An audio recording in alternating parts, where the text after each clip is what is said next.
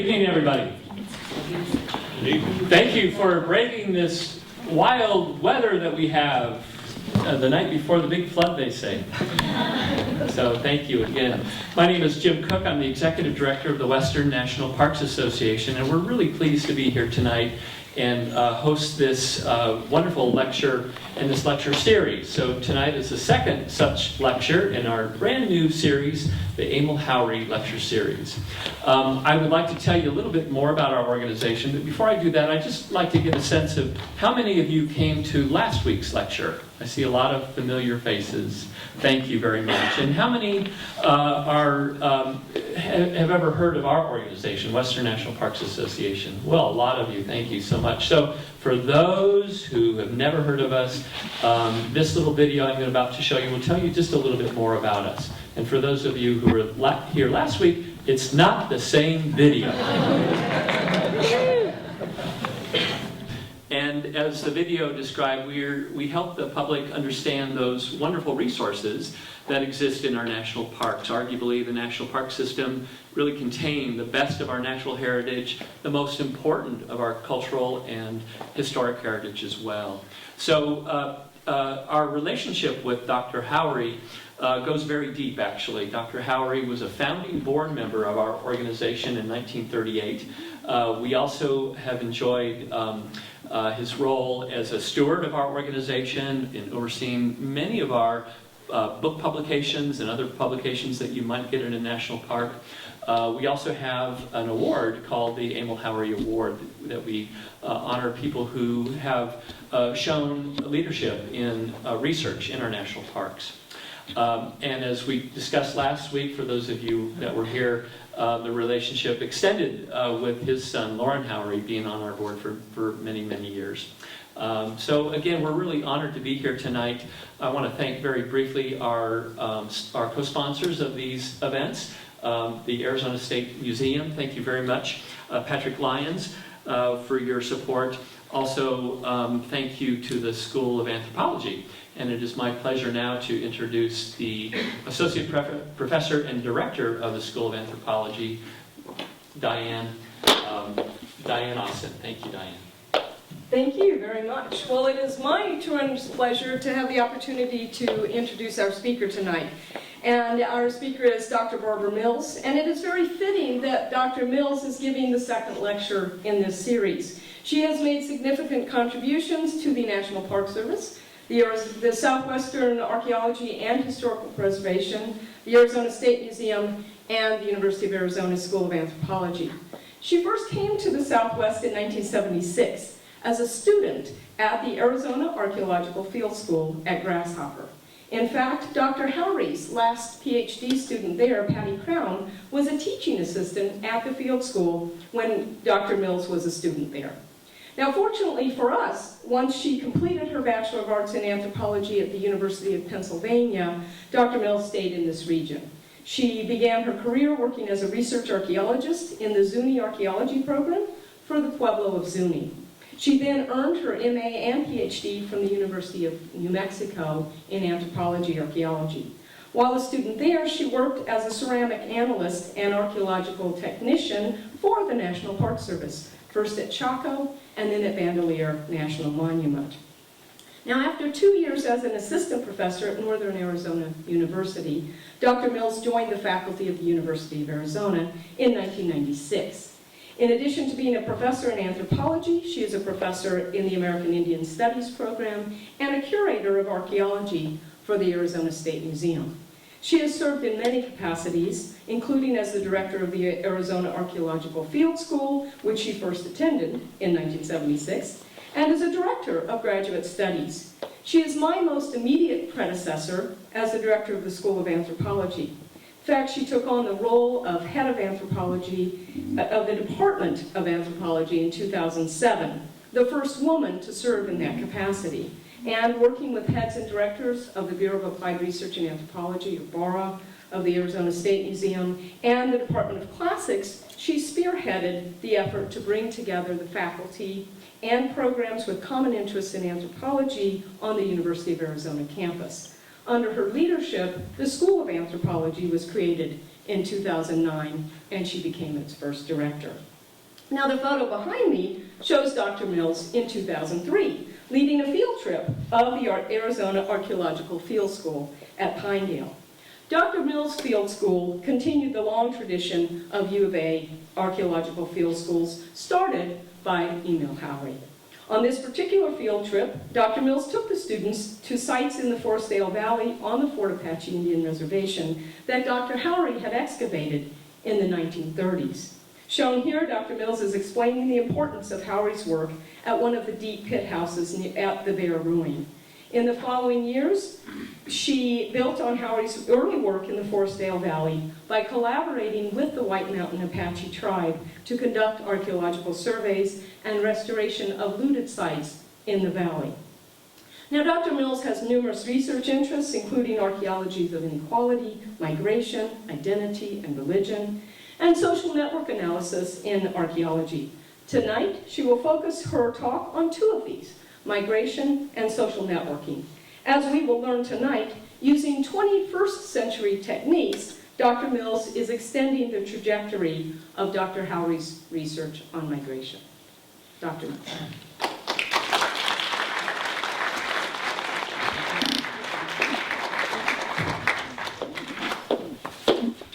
Thank you very much, Diane, for that very nice introduction. And thank you, Jim, as well, for the honor and the invitation to speak tonight. I have a couple of things that I want to do tonight. First is to show you a little bit about what Doc Howry's legacy is in migration studies. And then I'm going to segue into how migration is being studied today by archaeologists in the Southwest, including the team that I'm part of, the Southwest Social Networks project. Here's a map that shows a lot of the sites that Doc Howry worked at.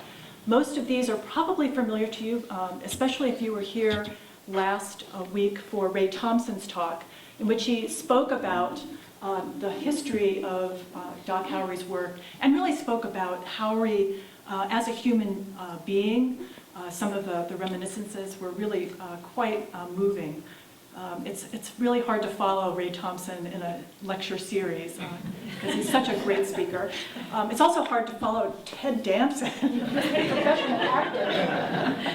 So I'll do my best to show you a little bit about some of these sites that we saw in the backdrop at some of the photographs, the black and white photographs that were running in the back of Ray's talk last week. So I've color-coded these depending on which institution he was affiliated with. So you can see that green, there's only one, that's the National Geographic Society expedition, the third beam expedition that he did in 1929. And then we have the blue, which are the Gila Pueblo Foundation excavations. He really only worked on for Gila Pueblo for 7 years, but I think it was Jeff Reed that said this was 7 years that changed Southwestern history because the Hohokam, the Mogollon, and the Anasazi were all defined basically in this time range. And then we also have the red, which are the sites that Howry worked on while he was a faculty member here at the University of Arizona starting in 1937. So I just thought I'd give you a little bit of a overview of some of these different sites. So 1929 is when Howry excavated at Pinedale and Show Low ruins as part of the third beam expedition. It's in the Silver Creek area where we had our field school for 10 years. He excavated the two sites of Show Low or Whipple Ruin where the famous sample of HH39 was discovered. Carla Van West is going to talk about next week, and I urge you all to come and hear that. He also excavated at Pinedale Ruin. You can see an example of one of the kivas that he excavated. And then he tested the Bailey Ruin. It's a really small little note in the 1931 monograph that came out. Basically, they found no charcoal, and so they spent about a day there, and he said that they decided to go to Show Low and Pinedale instead. I only overlapped with Emil here for 1 year. I actually arrived here in 1991, and he passed on in 1992. but we shared offices on the 4th floor of the Howery Anthropology Building. And one day I went in to talk to him about my plan to excavate at Bailey Ruin. And he told me about the fact that he had done some testing out there, and how if he hadn't gone to Snaketown in 1964 to return to the site to do excavations under the auspices of the University of Arizona, he would have gone to Bailey Ruin. And he said, and I had a tree picked out that I wanted to set up my director's chair. And I think I know exactly which tree that is, because that was our lunch spot, the whole crew, the one on the right. And Jeff Dean used to come out and core that tree to demonstrate tree ring coring, and has dated that tree. And I think it's actually, I don't remember the exact date, but it was really hundreds of years old. So the next phase of his career was really with Gila Pueblo, and he excavated a number of sites. He co-authored publications with Gladwin. He also was single author on a few of those publications, including the Canyon Creek Ruin, which is on the White Mountain Apache Reservation. And he wrote this in 1934. And they had already figured out the drought conditions of the late 13th century. And he said the evidence of the drought is contained in tree rings. The movements of people are synchronized with it. And then he went on to talk about how Pueblo IV, it seems, should begin with the close of the drought in about 1300, which is still about where we place it today. For it marks a turning point in Pueblo history. The drought must, in a large measure, have been responsible for the churning that took place later, particularly for the southward thrust of the Pueblo peoples in the Gila Basin, which brought them into direct contact with the Hohokam. It's quite amazing that he would say this in 1934, and I don't think anybody has said it any better today. Other excavations that were done as part of the Gila Pueblo Foundation were the original excavations at Snaketown that he and the Gladwins, both Harold and Winifred, conducted. They found amazing things, things that really opened up everybody's eyes to what the Hohokam were. The publication came out, but Gladwin and Howery didn't always agree about everything. I think this is what spurred Howery to go back to Snaketown later on, one of the issues being dating, but another one, disagreements about migration. Gila Pueblo Foundation excavations were also conducted at two sites that were the foundation for the definition of the Mogollon, Harris and Mogollon villages. Howery wrote this monograph in which he defined the Mogollon. And its significance in terms of migration is that it really allowed Howery to identify an indigenous pattern that could then be contrasted, and that would allow people to be able to recognize the migrations into that pattern later on. The significance for this was also that it was able to place those into a particular time period, and mostly before about AD 1000. Howery came to the Department of Archaeology in 1937 and quickly changed the title to the Department of Anthropology. I think he was 33 years old at that time, head of the department, and he'd also earned his PhD at Harvard in 2 years. This is a note to all the graduate students. So you can see that a large part of his career was spent doing his excavations at the University of Arizona. That included the Forestdale Valley, which he started the field school at in 1939, continued to 1941, and then there was an interruption for the war years, and then he went back in 1944. The first site that he chose was the Bear Ruin, and you saw my field school students and I standing at the edge of this structure here, which is in the shape of a bear. It's basically an effigy, a room effigy. It has a central vault, which is probably used for loom anchors. It's located here in the beautiful, beautiful Forestdale Valley. After he excavated the Bear Ruin, which was really interesting because it had such a mixture of northern and Mogollon elements, he attempted to excavate what he thought was an Apache site up on top of the bluff. And that turned out not to be the latest site in the sequence, but actually the earliest. This turned out to be dated to the AD 200s to about 400 with tree ring dates and evidence of a large communal structure. And this is one of, and still stands as one of the earliest Mogollon sites in the area. He also excavated at Tlaquid, which is a pueblo. It has contiguous rooms, above ground rooms, but it also has a very large circular Great Kiva. This particular site allowed him to identify the in-migration of people based on the growth patterns of the room block itself, as well as many, many northern patterns in the ceramics. After his field school at Forestdale closed, he went on to Point of Pines, which was really the majority of his field school career, in 1946 to 1960, where Ray Thompson also worked, and so did Carol Gifford. This is a beautiful valley. He excavated 33 sites during this time period. And one of those, oh, excuse me, I'll get back to Point of Pines. But one of those is, of course, Point of Pines Pueblo, which is, you can see here in the photograph, people excavating. There's an 800-room Pueblo that dates to the late 1200s and into the 1300s. So I compiled, through Google Scholar, Howry's top 10 cited works. The first is the Hohokam, Desert Farmers and Craftsmen, which is basically his compendium of his return to Snaketown in 1964 to 1965. So this is his most cited work with hundreds of citations, and probably many more that Google Scholar didn't get. Other of his most top cited works include the Stratigraphy and Archaeology of Ventana Cave, which I understand is also very popular with Paleolithic archaeologists in France.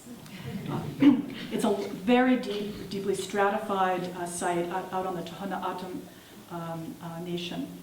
The Laner Mammoth site and the Naco Mammoth site are two of the Paleo-Indian sites, and Paleo-Indian archaeology is of course huge right now.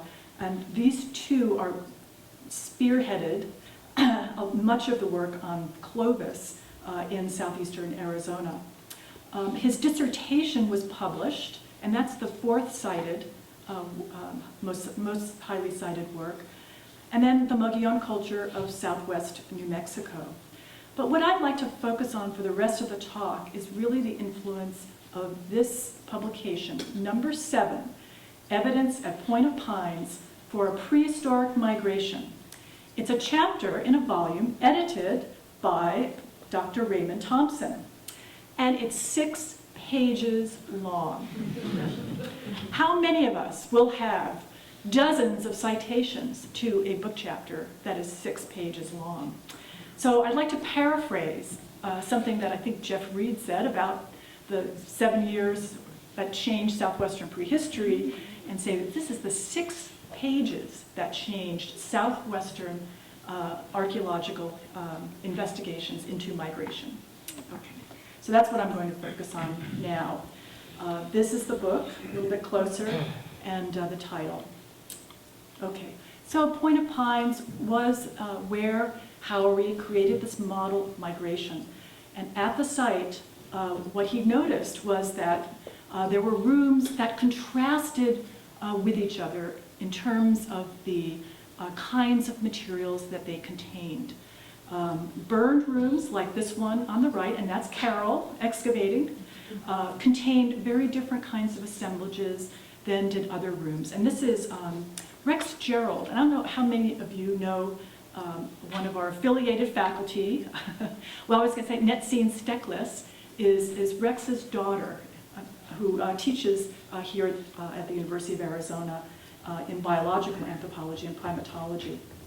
So these two contrasting patterns really opened up Howry's eye to the fact that there were some patterns that he needed to explain. And then he looked a little bit closer, And he found that there was the rapid appearance of the different kinds of pottery, such as this Maverick Mountain polychrome that you can see on the left, in association with pottery that was made in the northern part of the Southwest, i.e. Segi polychromes, and that there was also the continuation of production of these new kinds of pottery, design styles, using local materials.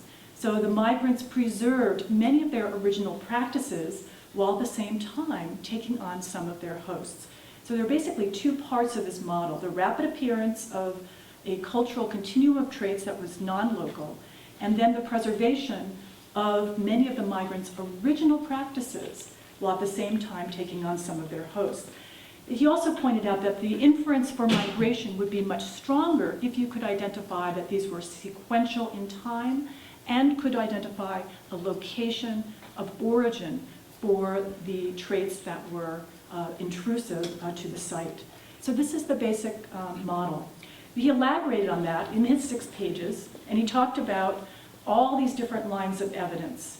Pottery from the Kayenta area, wooden implements that showed growth sequences that were not the growth sequences typical of the local Point of Pines area. Corn varieties that were more similar to those from the Kayenta Segi area in the northern part of the Southwest. Pueblo architectural styles that contrasted with indigenous tradition. And then he also pointed out that there was a cache. This is the famous Bonito cache that was not very far away, that contained ceremonial objects that were similar to those that were used by the Kayenta. D-shaped kiva with loom anchors, similar to those in northeastern Arizona, and the burning of structures. All of these were his lines of evidence. And I thought it was kind of interesting to show this next to this cartoon that Ray published. It's a cartoon by A.V. Kidder, which shows D-shaped kiva and the D-shaped archaeologist, because the kivas were so prevalent in the northern part of the Southwest. But I just confirmed with Jeff Dean that there's only one D-shaped kiva in the Kayenta area.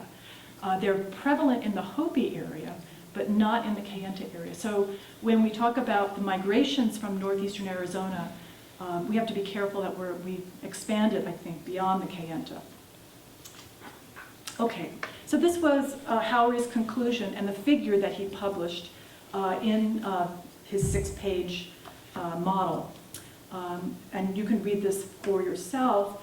But basically he concluded that there were 50 to 60 families, a large enough group to maintain religious practices and to function as a group that moved about 200 miles from northern Arizona to the Point of Pines region. Now, not all went well with that group because the Pueblo was burned. It's one of the examples of an enclave in which the rooms were burned and those who were in those rooms presumably went and moved somewhere else.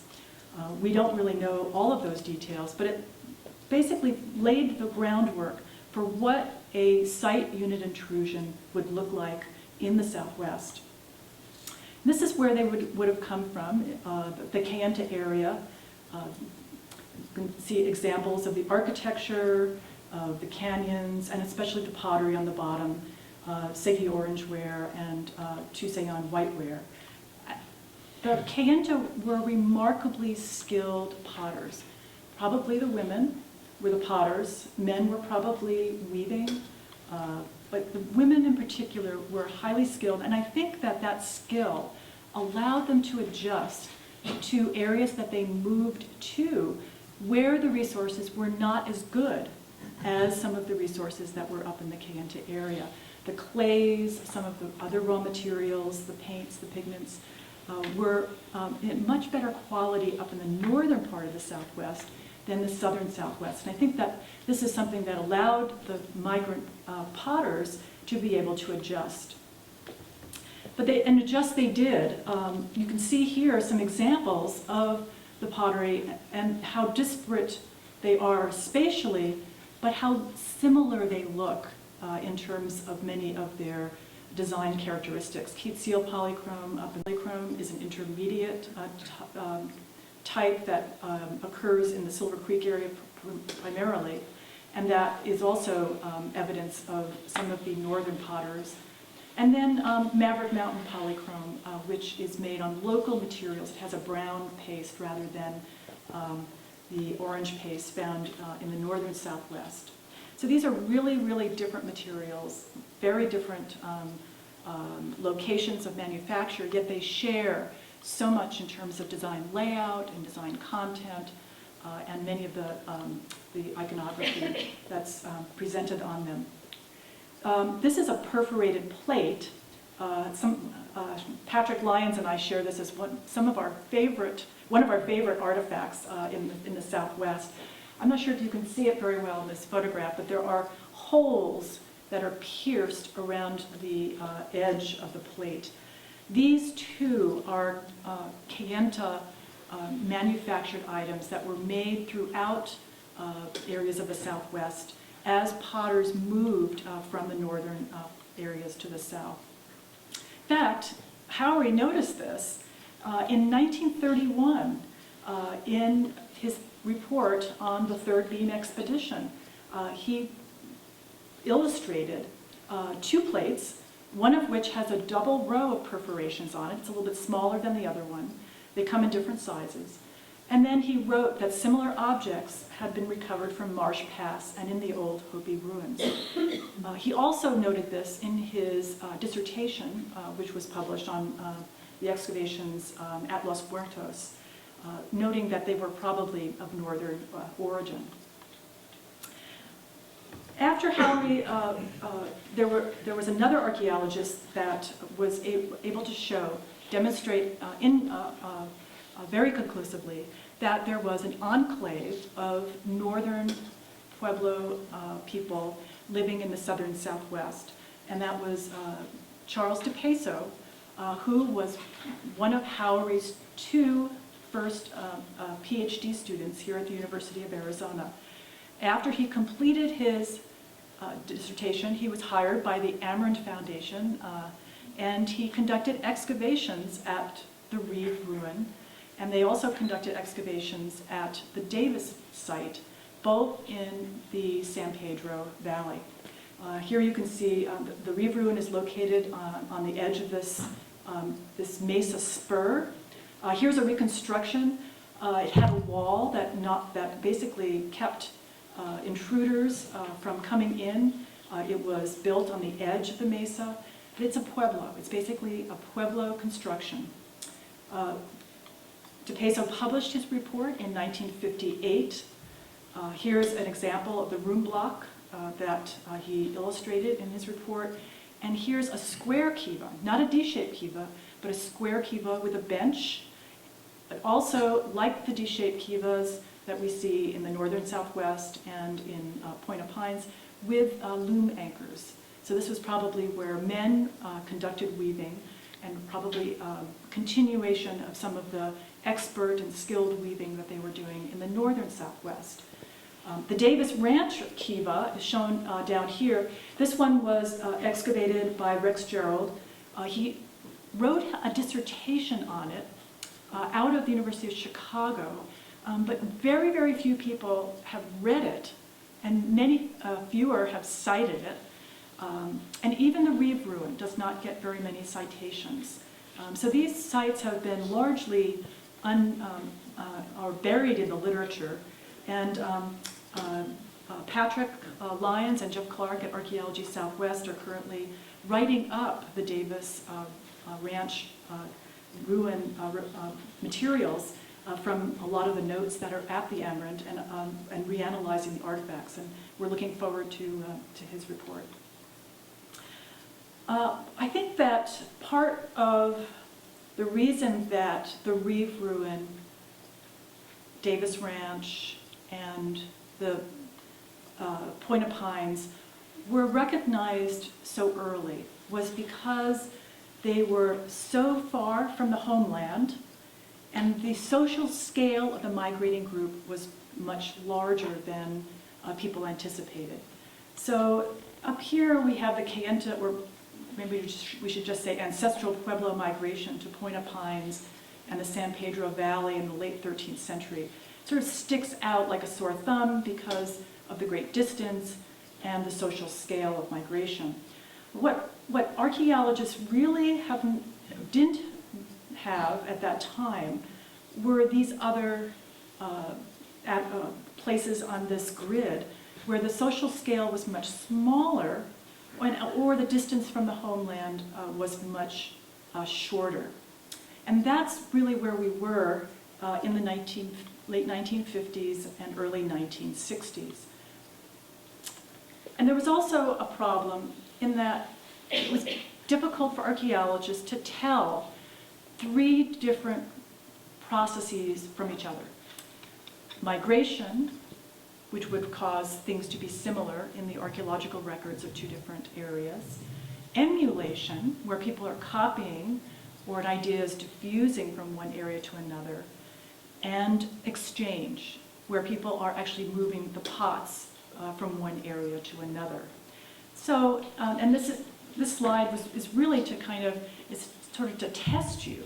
So this is a Tusayan whiteware from northeastern Arizona. It's actually from the Rainbow Bridge expedition. And here are two whiteware jars from Broken Cay Pueblo. This is from Martin's work. Martin Longacre and Hill, of course, published this in Fieldiana. And they look very, very similar. They have the same kinds of lozenge design here, negative design. Basically, these are textile designs that have been transposed onto ceramics. Would you say that this is the result of migration, of emulation, or exchange? There are completely different pastes. They have different paint types. They even have different necks. Different forming techniques were used. And I just put this out there, not to have an answer for you, but rather to point out that this was created a problem for archaeologists and how to recognize migration in the archaeological record. So since about 1990, there have been literally dozens of books and dissertations that have been written about migration in the Southwest. So why was there such a gap? Why did it take us another 30 years to come back to migration as a theme in Southwestern archaeology? Well, this is a lot of text, so I'm going to summarize it pretty quick, but I think that there are six reasons why. First of all, I think that the use of the concept of technological style and other practice-based theories have allowed archaeologists a new toolbox to be able to talk about how people transfer different kinds of technologies. Actually, there were 7. There's this one is large projects. It's the second one. There were starting especially in the 1990s, there were large projects, some of which were millions and millions of dollars, such as the almost $10 million Tonto Basin project, where archaeologists put their minds together in order to be able to figure out how to study migration in the archaeological record. And the Tonto Basin happened to be one of those areas where there was a great deal of in-migration. So it was a perfect testing ground for many of the theories that people were trying out.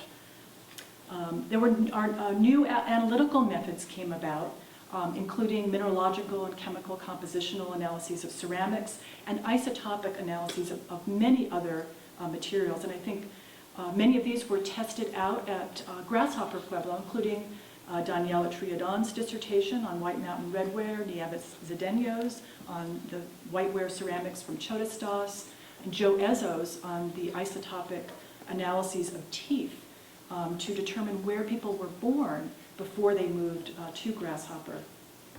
NAGPRA of 1990 surely made a huge difference in the way that archaeologists think about migration and spurred many to look at cultural continuities, particularly the concept of cultural affiliation. And much of this research is actually being promoted by tribes in order to connect their tribes to to people in the past.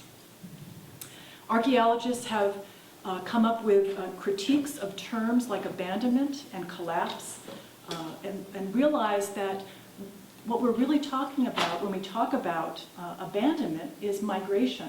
It's like the flip side of abandonment. So we can't really talk about people leaving an area without talking about where they went. Native American voices in the interpretation of the past.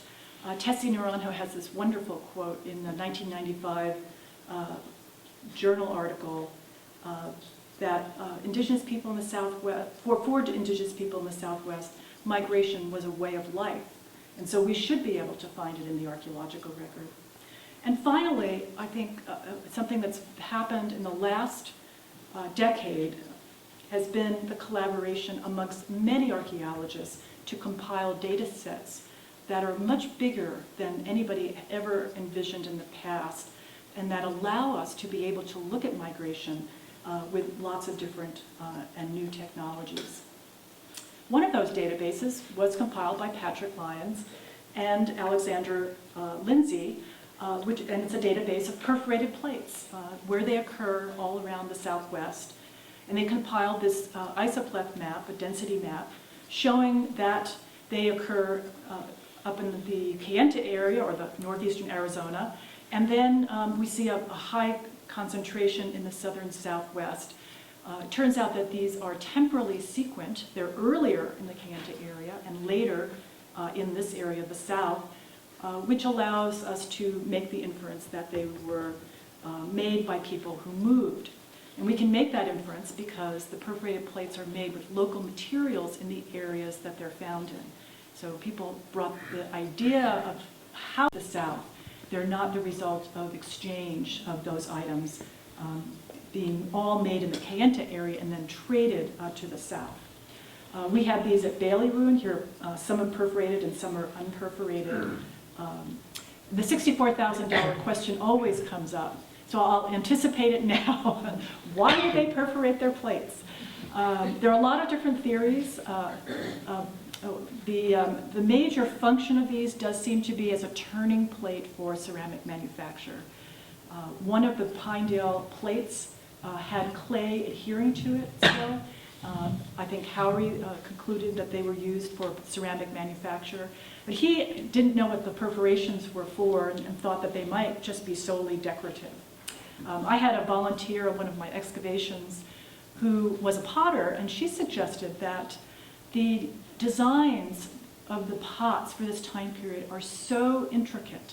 You saw that beautiful Tusayan whiteware and offset that she thought that the perforations were ways that people counted in order to be able to divide up their pots into different quarters or even eighths in some cases, and to be able to perhaps even use string to be able to set the design in the first painting. But I think the jury's out on that one. Okay. So this is what we think now is the route of, or the different routes of the Kayenta or northeastern Arizona migrations. There's a route that comes down towards the eastern, or the western part of the Mogollon Rim area, one that comes through the Little Colorado, down into the Tonto Basin, another one that comes through Silver Creek, where Pinedale and Sholo ruins are, and then Point of Pines, and then down into this area, this Safford and the San Pedro. Many of the archaeologists who have worked in these different areas have contributed bits and pieces to our understanding. As I mentioned, the Tonto Basin Project has to stand out as one of the very, very first of the new studies that were attempted to look at migration. And Miriam Stark, I think, was really the first to apply ideas about technological style to ceramics, including different styles of manipulation of coils and surface treatments. Jeff Clark's dissertation in the Tonto Basin furthered the analysis, was published in the U of A Anthropapers, and he showed that there were really different architectural styles, Pueblo-like structures in the eastern part of the basin, and then more open structures in the western part. He also noticed that there were differences in the pollen for the two, and a really interesting pattern of condiment use, where the Hohokam first comers in the Tonto Basin appear to have used a lot of tansy mustard, and then the migrants did not use it in their cuisine at all. So here's an example of food and identity being applied to interpret migration. Another interesting project was the excavation and mapping of Goat Hill site, which was an enclave in the Safford Valley. So here's another example of one of these sites that you could basically drop in northeastern Arizona and nobody would blink an eye. This one has a D-shaped kiva. And the Safford Valley has many, many sites that aren't enclaves, that show much more heterogeneity. But recently, Anna Newsel, for her dissertation and her U of A anthro paper, was able to parse out, based on using the ideas of technological style, those sites where migrants most likely were resident in, and those that were those of the original inhabitants. Okay. Another big change that happened, it was in the late 1990s that these conferences were held, and then they were published in the 2000s. But these two books came out, which contained chapters on different areas of the Southwest and compilations of sites that dated to each one of their respective time periods. The one by Mike Adler is basically the Pueblo III period, and the one edited by Chuck Adams and Andrew Duff was the Pueblo IV period, or the Classic period. And there are appendices in these books, these volumes, that listed different archaeological sites of each area.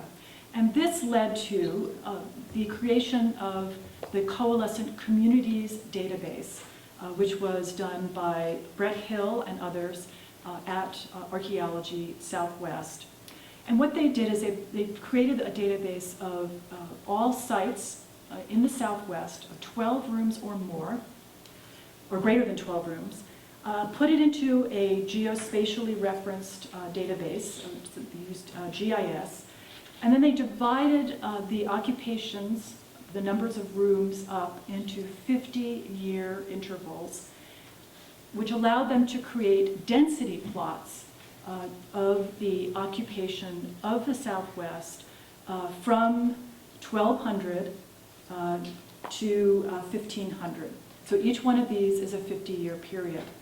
And Bill Doley's group made these beautiful graphics afterwards, which he's lent to me to use in lectures, so that you can see this in a much bigger format. So here's the Southwest, AD 1200 to 1250, and you can see that the Four Corners, it's kind of a hot spot, and then down here in the Hohokam area. And then in the 1250 to 1300 period, not that much different, but Zuni and the Rio Grande are really picking up. You can kind of see how demography, how population numbers are changing over this time period. And then 1300 to 1350, and this is basically the depopulation of the Four Corners. So 1250 to 1300 is when the Great Drought occurs, and we see migration out of that area into these other areas of the Southwest. And as we look at each subsequent 50-year period, you can see how people moved around and how their densities changed. So it wasn't just a one-time movement. It was really an ebb and a flow, and then the emptying out of many areas, especially in the Mogollon Rim area, all the way down south of Zuni. So you have Hopi here, Zuni, and this incredible buildup in the Hohokam area. But even bigger was the buildup in the Rio Grande area. And then finally, for those sites that are greater than 12 rooms, we don't see any occupation in the southern part of the Southwest. But that doesn't mean that this area was depopulated. What happened was people dispersed into many, many small sites, and that's what's represented by this. Okay, so we had the Coalescent Communities database, and I was very intrigued to see those maps and to think about the demography of the Southwest. But what that database did not have was material culture. It didn't have any of the ceramics, it didn't have any of the chipstone, it didn't have materials that we could use to compare to the patterns that were seen through the population movement. So Jeff Clark and I wrote and were funded for a grant from the National Science Foundation to add material culture to the Coalescent Communities database. And so what we did is we compiled literally hundreds of publications into this database, noting all the numbers of the frequencies of types and wares, and also adding obsidian sourcing to the information that we compiled. And then we used social network analysis to be able to put this into a way of looking at relationships over time that were based on their shared consumption of ceramics.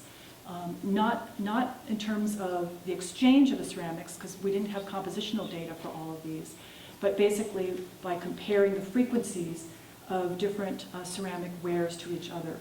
And the database has over 4 million ceramics, over 800,000 of which are decorated ceramics. And so we developed a set of methods to be able to use these in the programs that are part of a suite or a set of methods called social network analysis. We chose the San Pedro Valley as our first test case because the San Pedro Valley was where the Reeve and Davis ruins were, down here, but also because Archaeology Southwest had conducted a very large and long project to test, excavate, and analyze materials from all of the major sites in this stretch of the river. And that was recently written up in a volume edited by Jeff Clark and Patrick Lyons. And these sites include sites of the original inhabitants of the San Pedro Valley, as well as the migrants who moved in at Davis and Reeve Ruin, in addition to a few other sites that have probable migrant occupation. So we had some previous knowledge about which sites were migrants and which weren't, and we were able to look at how migration changed the social networks of people living in this particular valley. And there's where Reeve and Davis Ruin are. So this is our reconstruction of the social networks before and after, or actually during and after migration. 1250 to 1300 on the left being the time period in which migration occurred, and 1300 to 1350 when it had already taken place. Now these are not spatial maps, these are social maps. So these are ties of individual sites to each other. So anytime that you see a line, it's basically that they have a strong tie. And I'm not going to go into the details of how we do this, but we have several publications that are referenced on the bottom that you can look up. But here you can see that during the period of migration, the sites represented here having ties, but not a lot of strong ties. It's actually a very loosely integrated network. That changed dramatically after migration. And you can see here a very tight cluster. In social network terms, it has high density, has a high degree of clustering. And those sites that are the migrant sites are closely integrated with the host community. So even within a generation, there weren't very many differences in what people were consuming in terms of polychrome and other decorated ceramics. They were all sharing the same kinds of assemblages. You couldn't tell them from the host community. You couldn't tell them apart. You might have been able to tell them apart early on, but you wouldn't be able to tell them apart later. it turns out that the migrant sites were where the ceramics were made. So they were exchanging these ceramics with the host community. And most of these were Salado polychromes, like this vessel down here. And what they did is they created a market, in a sense, not really a market economy, but they created a desire on the part of the host community to share and to use the same ceramics. And many of us think that part of that consumption was through feasting events where people use those vessels in order to be able to carry food and to create social situations in which bonds were formed and maintained. So this is the results of our very small-scale network.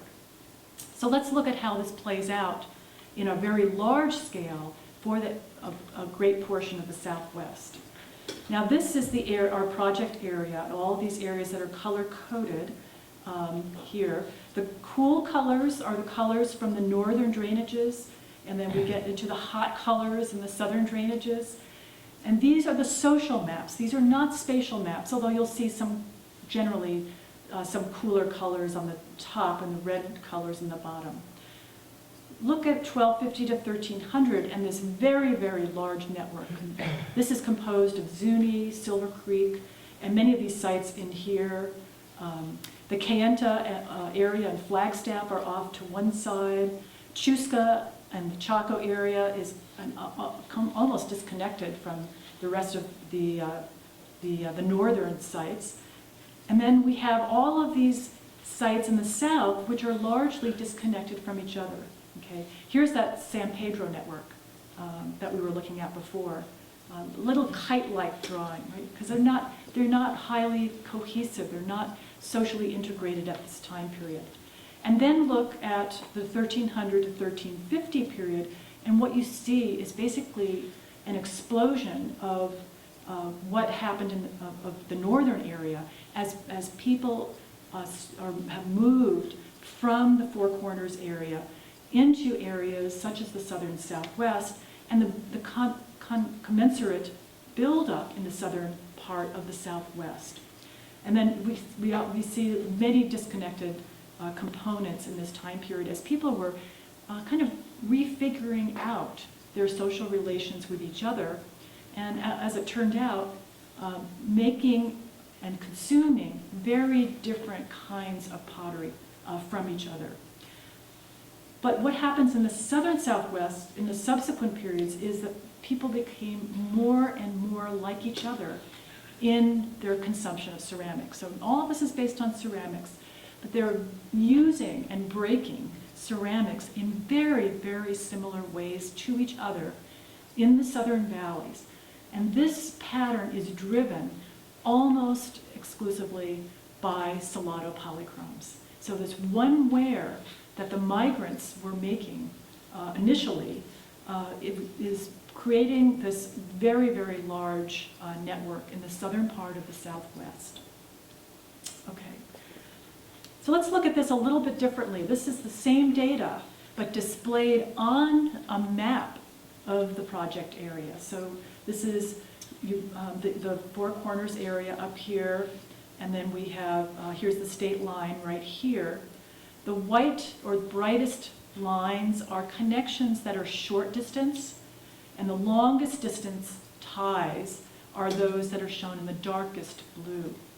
What you see in here is a spatial pattern in which people in this northern area, especially Chaco and Chusca, are really interacting at very close distances with each other, even though some of these distances are about 60 or 70 kilometers.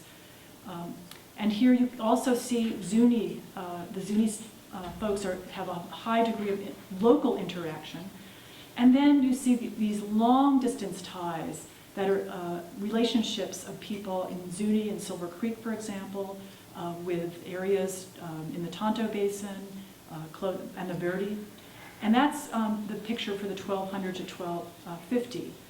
And then you see what happens in the 1250 to 1300. This is the next time period. People are still occupying this area, but there are many more long-distance ties. And then in the following period, we see this depopulation of the Four Corners and this shift to the south, and you can really see this buildup of that southern network, the Salado Polychrome network in the south. And then it builds up even more. So you really, the contrast, if you took the 1350 and 1400 and contrasted it with 1200 to 1250, whoops, I'm not going to do anything. You can really see that transition from, oh shoot, well, that's interesting. Okay. We're going to see this all over again. There'll be a test. Okay. So I think that you got the picture from those graphs, which are from PNAS, and you're all welcome to look at those online. Anybody can download them. You don't have to have a subscription now. But the change is really one from the north to the south, and then the buildup in the south from east to west as the network increased. And it's really because of this wear, Salado polychromes. And Patty Crown was the first to really study the Salado polychromes in depth. And what she figured out was that Salado polychromes were made in most areas in which it is found. And so all of these areas that you see in this density of Salado polychrome distributions are areas where people were making Salado polychromes. They also are where people were sharing information with each other about how to make them. You can't have these being made in all these different areas without people having some networks of communication that were maintained after the migrations. And so many of us have talked about how this is evidence of a diaspora in which you have communication of people that continues after they have migrated out of the northeastern Arizona and into southern Arizona, and that information sharing to a large degree was or included how to make these different kinds of pots. So the social consequences of migration after AD 1300 were several. One of them was the maintenance of social networks over long distances among the migrants in diaspora. And the evidence for that is the diffusion, if you will, of how to make these different kinds of ceramics across this very, very large area. It was also the establishment of local networks of exchange and feasting that probably went on within each one of these different valleys, but which also must have included people who came as visitors to attend those different feasts. And the incorporation of new religious institutions and practices. As Crown pointed out, and I think many archaeologists will agree, the iconography on the Salado polychrome is so distinctive that it has to have had some religious importance, some basis in ideology. And these two are, I think, are really good expressions of that. Not all of the pots have it, and not all of them are on the exterior, but the fact that we get some of them like this suggests that there was a role for these vessels in some kind of visual communication. So I put Howry's quote back up here, getting back to his work. And I think that this quote from 1934 really says so much about the way that we view the migrations from northeastern Arizona into southern Arizona in particular. And finally, I think all of the students should read this article. It gets cited. I'm not sure everybody reads it, but it's only 6 pages. So your homework, if you haven't read it, is to get a copy, and I'd be glad to send it to you. And I'm hoping that Ray Thompson will actually autograph my own copy at the end of this talk. So thank you very much. So So in closing, I just want to remind everybody, next week we have same place, same time, 7 o'clock, another terrific speaker, Dr. Carla Van West. And I really encourage you to bring your friends, bring your family, and as I challenged you all last time, for those of you that were here, to bring young people to these lectures. We need to engage our young folks in these stories, very important stories. I forgot to also thank at the beginning of the program tonight our funding partner, Southwestern Foundation. So thank you, Southwestern Foundation, for helping make this possible. I want to point to this table down here. We have some materials about some of the programs. We've got many, many free programs. I know many of you enjoy our programs up at our Oro Valley facility. We also are working on quite a number of educational tours. And if you'd like to learn more about any of that, come on down here. Thank you so much for coming tonight. Thank you.